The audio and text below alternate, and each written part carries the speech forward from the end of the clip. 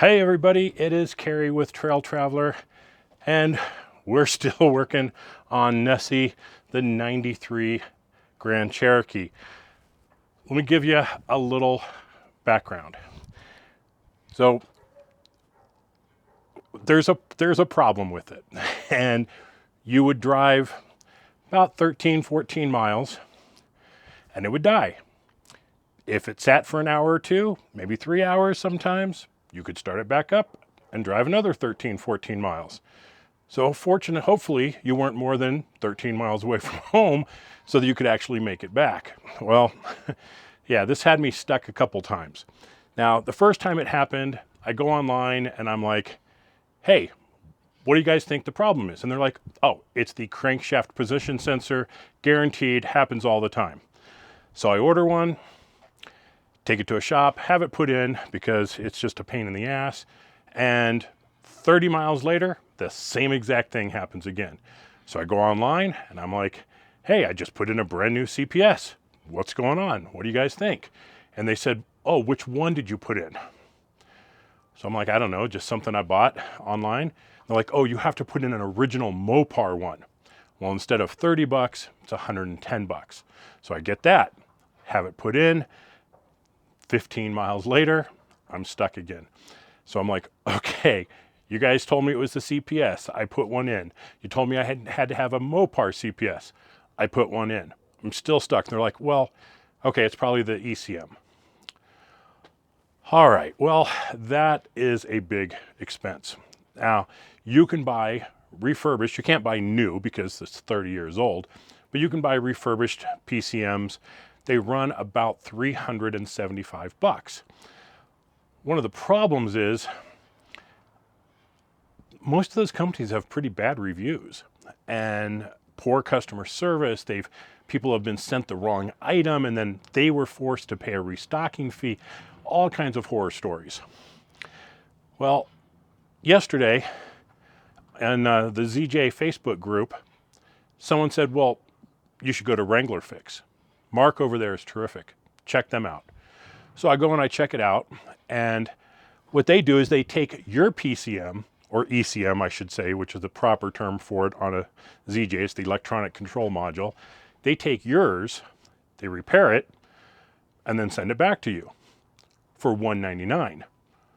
Well, that's $175 less than buying a refurbished one, and you're getting your same one back. So you're guaranteed to have the right part come back.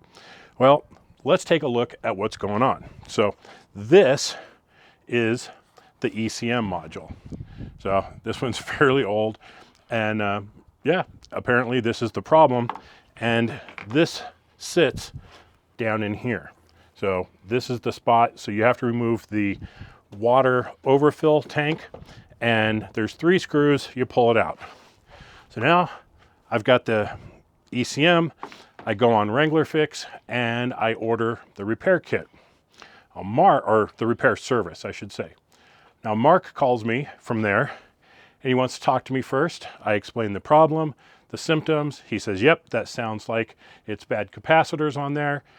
And he explained their whole process. So they take it, they do the repairs, they clean everything, then they run it into a heat system that heats it all up, hotter than it normally should go, to see if it fails. Then they put it in a freezer and run the tests and see if anything fails. So they're doing not just a quick repair job, they're repairing it and testing in extreme conditions to make sure that it's going to work right. So I'm feeling pretty confident in sending this off. So $199, I'm going to run over to UPS, ship this over. Now I'm in Colorado, they're in Florida. Probably going to cost me 25 bucks or so to ship this over there. Their turnaround time is about 3 to 5 days. Hopefully I should have it back end of next week if everything goes well, or somewhere in that time frame. It's 3 screws to put it back in. You put the connector back on, you turn a screw to tighten it, and that should be it. So hopefully we'll have an update to this video, and I'll come back, we'll put it in, and we'll go for a 16-mile drive and see if it works. So thanks for the people who recommended WranglerFix.com. Thanks to Mark for reaching out and explaining the process and everything to me. And let's get it sent off. Let's see if it works.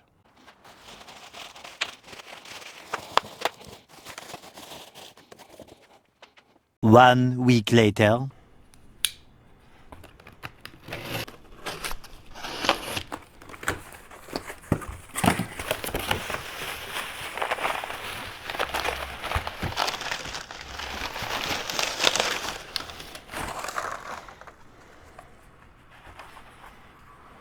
All right, we have got our ECM back from WranglerFix.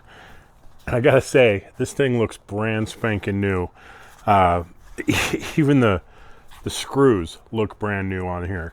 So far, looks like they did a terrific job. Everything, all the contacts are super clean.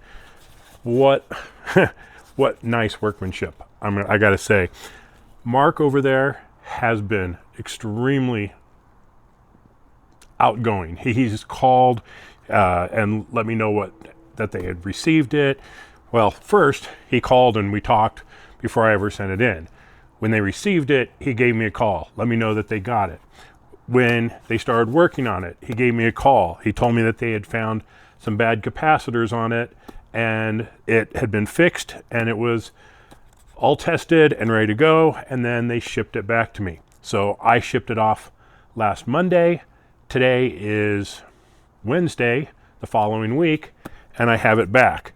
So the only thing left to do, get the 3 screws back in, put the connector in, put everything back together. Let's see if Nessie runs. So this isn't the easiest thing I've ever worked on. It's kind of a pain in the butt to get this thing back in here. I'm sure if I did it a few times, I'd probably know a few tricks. All right.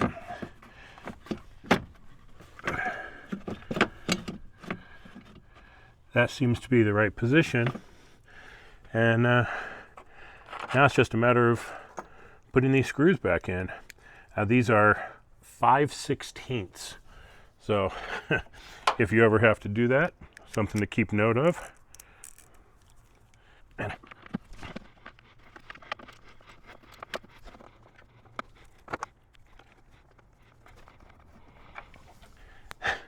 Actually, to make this a little easier, because of the tight spaces in here, I actually 3D printed this little socket helper.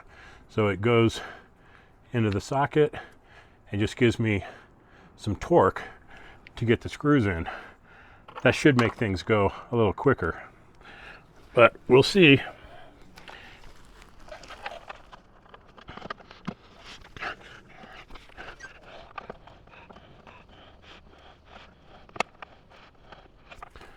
All right, 2 down, 1 to go. And this is the hardest one to get to.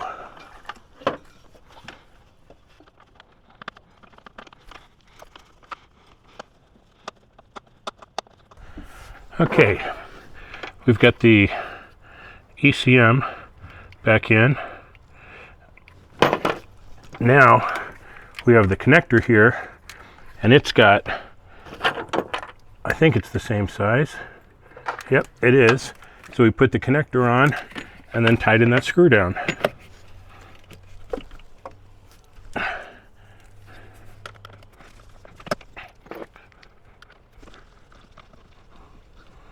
Well, my handy socket starter has really come in handy. I sure made quick work of that.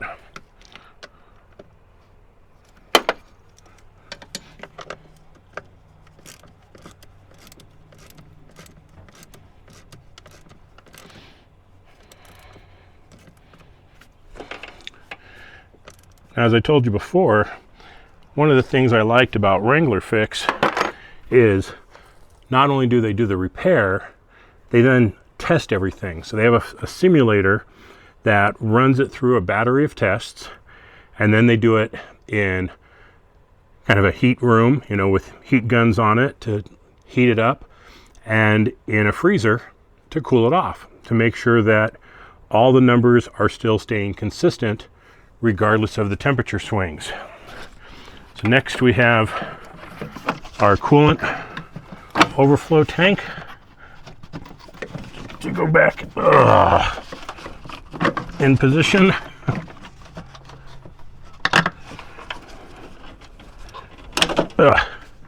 There we go.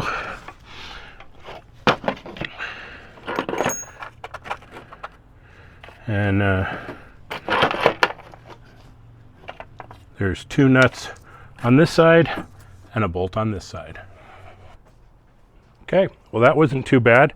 Took a few minutes to get the PCM back in, a few minutes to get the overflow tank in. I think we're ready to give it a try. Okay, it's been a while. Little nervous, you know. We had some issues with crankshaft position sensors, other types of sensors on here. And then the ECM. Well, it came back. It looked brand new. We plugged it in. Now, the moment of truth. Oh, listen to that.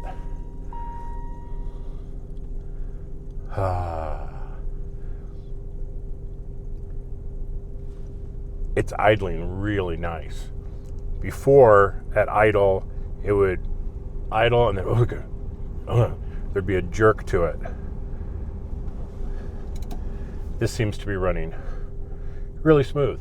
Let's take it for a drive.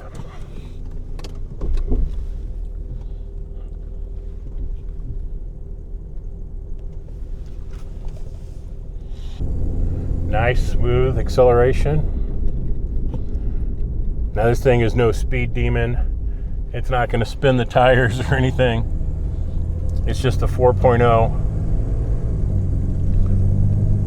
But the power comes on nice and smooth. There's no hesitations. There's none of this jerkiness to it that it had before.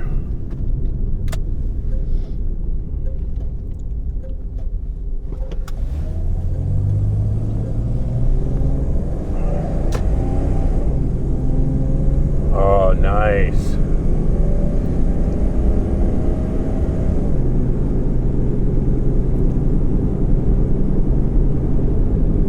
This is running nice. I'm very, very happy right now.